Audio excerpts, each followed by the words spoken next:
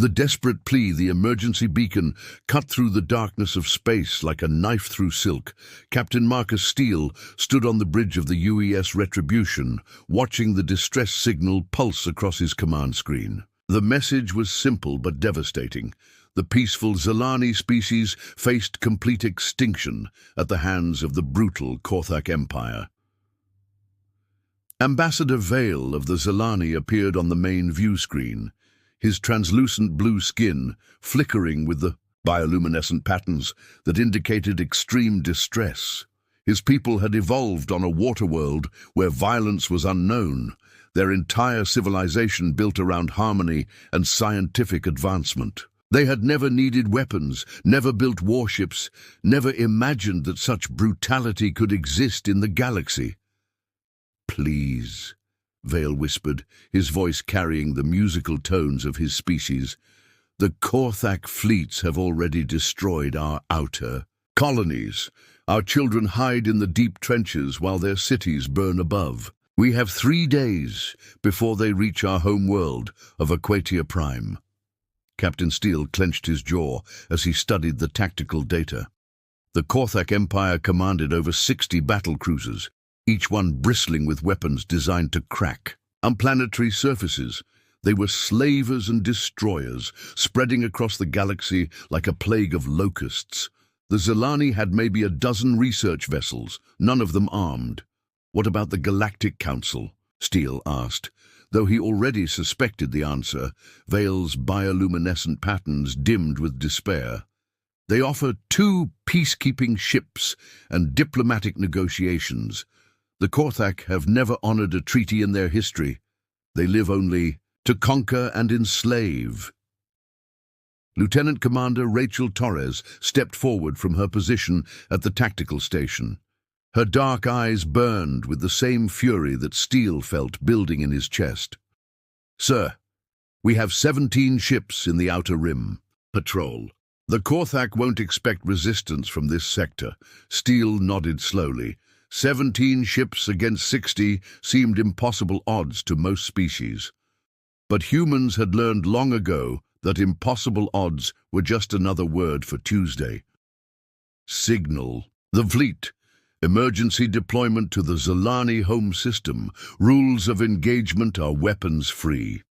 "Captain," Vale's voice trembled with hope and fear, "your people would truly risk everything for strangers?" Marcus Steele had grown up in the slums of Neo-Tokyo, fought his way through the academy, and earned his command through pure determination. He understood what it meant to be helpless, to watch bullies destroy everything you cared about. The difference was that now he had the power to do something about it. "Ambassador," Steele replied, his voice carrying the weight of human resolve. "When someone asks humanity for help against murderers and slavers, we don't send negotiators. We send warships." The Retribution's engines roared to life as the human fleet jumped into hyperspace, racing toward a confrontation that would shake the foundations of galactic civilization.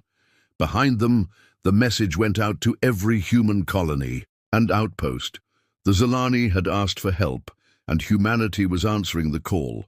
The Korthak Supremacy General Krax stood in the war room of his flagship, the Bloodhammer, studying the holographic display of the Zilani system. His scaled hide bore the ritual scars of a dozen conquered worlds, and his red eyes gleamed with the satisfaction of another easy victory.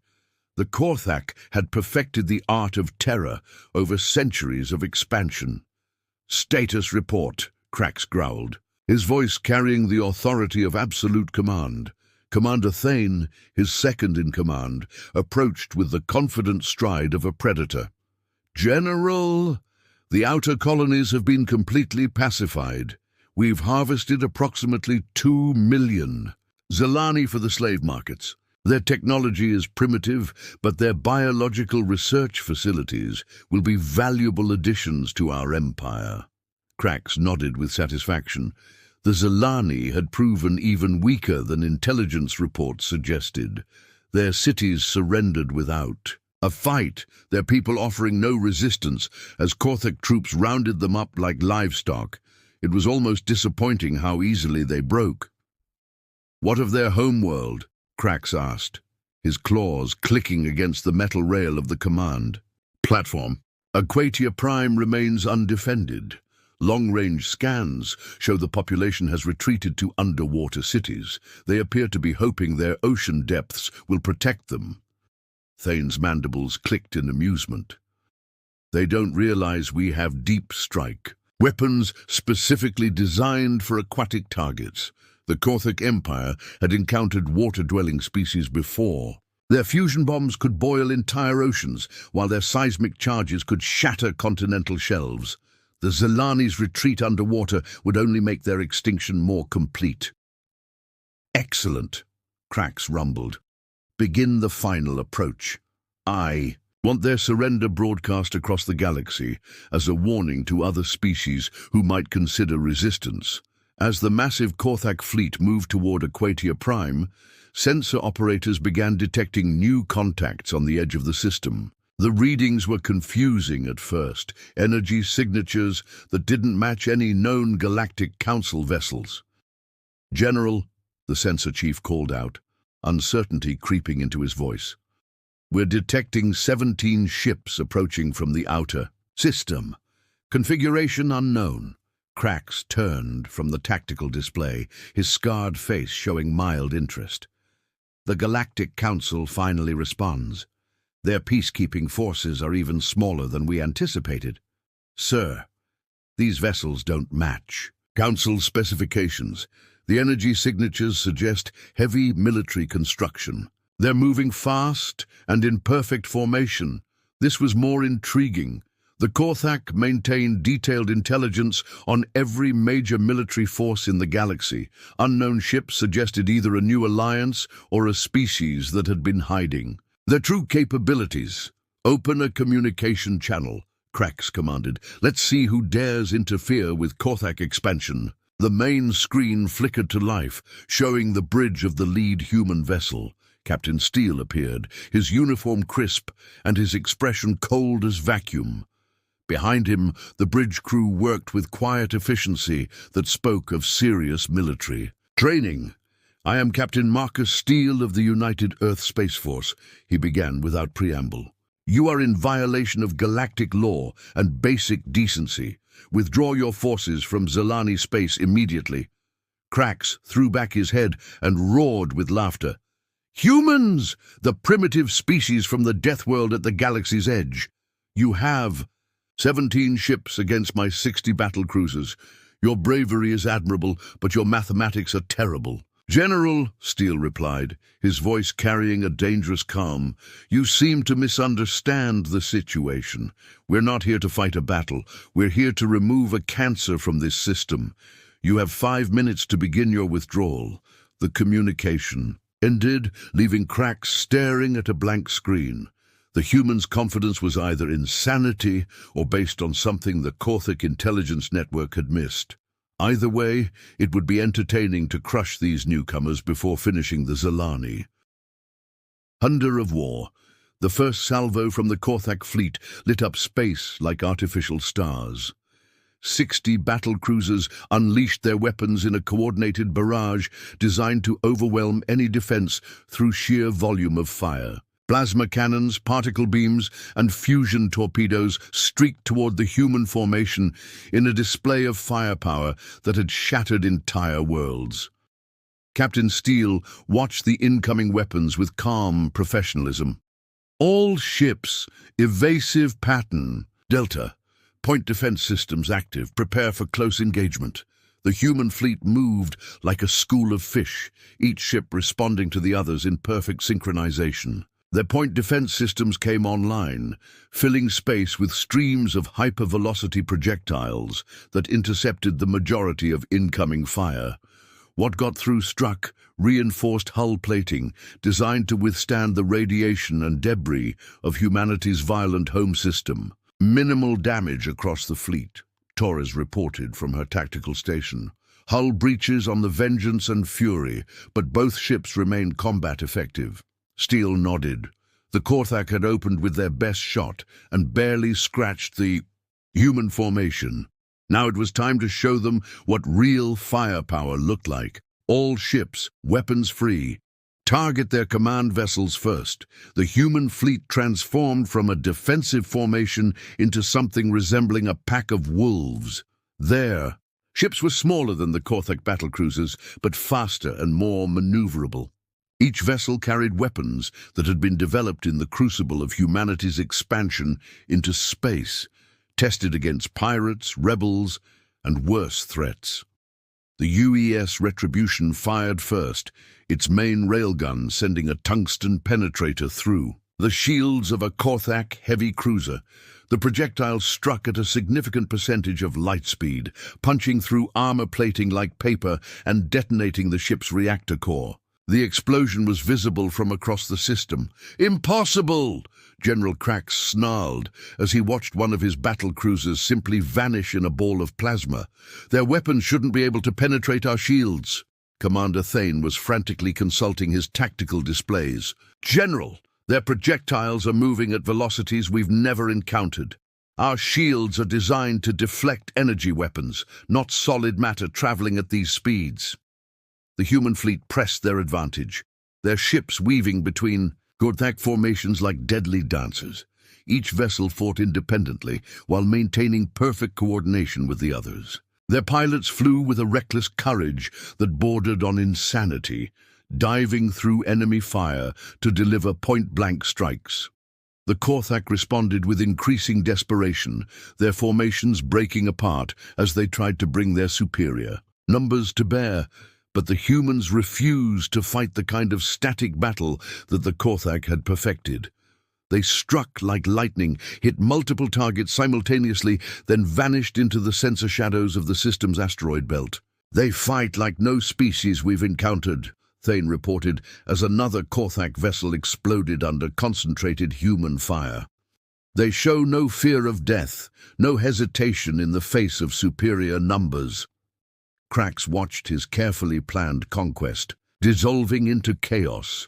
In 30 minutes of combat, the humans had destroyed or disabled 12 of his battlecruisers while losing only one of their own ships. The survivors were regrouping, but their morale was shattered. "Order a fighting withdrawal," Krax commanded, his pride burning like acid in his throat.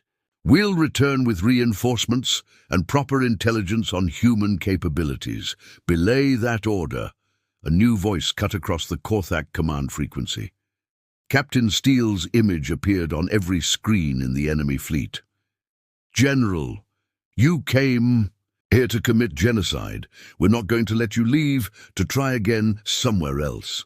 The human fleet emerged from the asteroid belt in a final assault formation. Their ships had taken damage, but they moved with the same deadly precision that had marked the entire engagement. Behind them, the rescued Zilani civilian ships were already beginning their exodus from the system. The price of mercy, the surviving. Korthak vessels found themselves trapped between the human fleet and the gravity well of Aquatia Prime. General Krax had been reduced to commanding 18 functional battle cruisers, their formations shattered and their crews demoralized. The humans had achieved what every military strategist claimed was impossible, defeating a numerically superior enemy through pure tactical superiority. "General," Commander Thane's voice carried the weight of defeat, "we're receiving surrender requests from 7 ship commanders. The Bloodclaw and Razorfang have lost main power. The Skullsplitter reports critical damage to their reactor core." Krax stared at the tactical display, his red eyes burning with fury and disbelief. The Korthak Empire had not suffered a defeat like this in over 2 centuries. Their expansion had been built on the assumption that superior numbers and firepower would always triumph over inferior opponents. "No surrender," Krax snarled. "We are Korthak. We do not yield to primitives." On the bridge of the Retribution, Captain Steele studied the enemy formation with growing concern. The Korthak ships were crippled, but still dangerous, and their commander was apparently choosing death over defeat. More troubling were the energy readings from several enemy vessels. "Captain, Torres called out urgently. "I'm detecting massive power buildups in the remaining Korthak ships. They're overloading their reactor cores." Steele understood immediately. The Korthak were preparing to self-destruct, taking as many human ships with them as possible. It was a desperate tactic, but potentially effective against an enemy foolish enough to get too close. "All ships, emergency withdrawal to minimum safe distance. These bastards are going to try to take us with them." The human fleet began pulling back, but several Korthak vessels were already accelerating toward them at maximum speed. The suicide runs were coordinated, designed to bracket the human formation and ensure maximum casualties. "Sir, Chief Engineering," Officer David Park's voice crackled over the comm. "If those ships detonate in close proximity, the radiation pulse could disable our electronics. We'll be sitting ducks for any surviving vessels." Steele made a decision that would haunt him for the rest of his career. "All ships, emergency jump to hyperspace. Coordinates for the outer system. We'll regroup and assess the situation from there." The human fleet vanished into hyperspace just as the first Korthak ship exploded. The chain reaction was spectacular. 6 battle cruisers detonating in sequence and creating a temporary star in the depths of space. The explosion was visible from the surface of Aquatia Prime, where the Zilani watched in amazement as their destroyers eliminated themselves. When the human fleet returned to normal space an hour later, they found the Korthak formation completely destroyed. The remaining enemy vessels had either been caught in the explosion or had used the distraction to escape the system. The immediate threat to the Zilani was over, but the implications of the battle were just beginning. Ambassador Vale's image appeared on the main screen, his bioluminescent patterns now displaying gratitude and wonder. "Captain Steele, your people have saved my entire species. How can we ever repay such a debt?" Steele looked at the debris field that had once been a Korthak invasion fleet. "Ambassador, you don't owe us anything. We did what any decent species would do when faced with genocide and slavery. But surely you understand that this changes everything. The Korthak Empire will not forget this defeat. They will come for your people next." The captain nodded grimly. He had known from the moment. They fired the first shot that humanity was crossing a line. They had just announced their presence on the galactic stage in the most dramatic way possible, and the Korthak would demand revenge. "Let them come," Steele replied. "Humanity has been preparing for this war longer than they realize." The new Galactic Order. The emergency session of the Galactic Council convened within hours of receiving the battle reports from the Zilani system. Representatives from 47 species gathered in the crystal chambers, their various forms of communication creating a cacophony of shock and disbelief. The impossible had happened. A species everyone considered primitive had just annihilated one of the galaxy's most feared military forces. Council leader Vex of the Althari Trade Federation called for order, his forearms gesturing frantically as he tried to process the implications. "The reports from the Zilani system cannot be accurate. 17 ships cannot defeat 60 Korthak battle cruisers. The mathematics are impossible." Ambassador Reed sat quietly in the human section, his expression carefully neutral. He had received detailed briefings from Captain Steele during the return journey, but even he struggled to believe what his own people had accomplished. The human military had been designed to protect their colonies from pirates and raiders, not fight galactic superpowers. "The evidence is overwhelming," announced Representative Kira of the Zilani delegation. "We witnessed the entire engagement. The human fleet destroyed or disabled over 40 Korthak vessels while suffering minimal casualties themselves. Their tactical coordination was unlike anything in recorded galactic history." Murmurs of concern rippled through the assembly. If the reports were accurate, it meant that humanity possessed military capabilities far beyond what anyone had suspected. The species that had joined the Council as quiet observers had just proven themselves potentially more dangerous than the Korthak Empire. Ambassador Reed, Council Leader Vex addressed the human representative directly. Your people have committed an act of war against a major galactic power. The Korthak Empire will demand satisfaction for this unprovoked attack.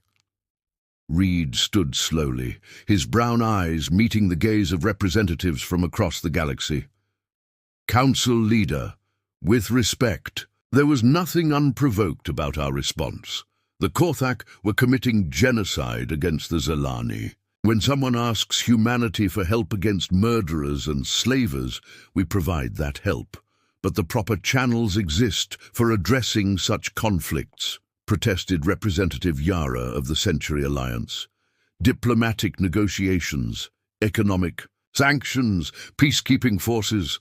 Violence should be the last resort, not the first. Tell that to the 2 million Zilani who died in the outer colonies, Reed replied coldly. How many more should have died while the council debated proper procedures? The chamber fell silent as the weight of his words settled over the assembly.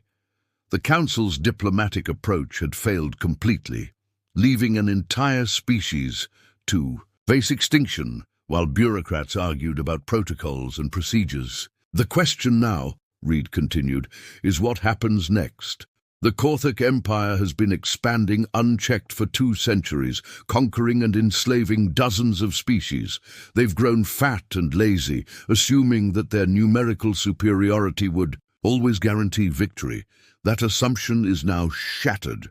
On the secure communication channel, Reed received a priority message from Earth Command. The content was brief but shocking. Intelligence reports indicated that the Korthak Empire was mobilizing their entire military force. Over 300 battlecruisers were converging on the outer rim, preparing for a full-scale invasion of human space.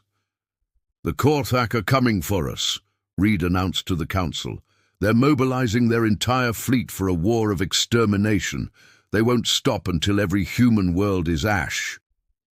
The implications hit the council like a physical blow. If humanity fell, the Korthak would be emboldened to expand their empire further. No species would be safe from their aggression. The precedent set in the Zilani system would determine the future of galactic civilization.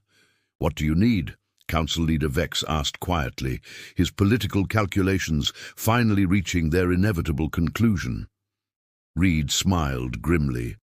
Nothing. We've been preparing for this war since we first learned about the Korthak Empire. Every human colony has been converted into a fortress. Every ship in our fleet has been designed for maximum combat effectiveness.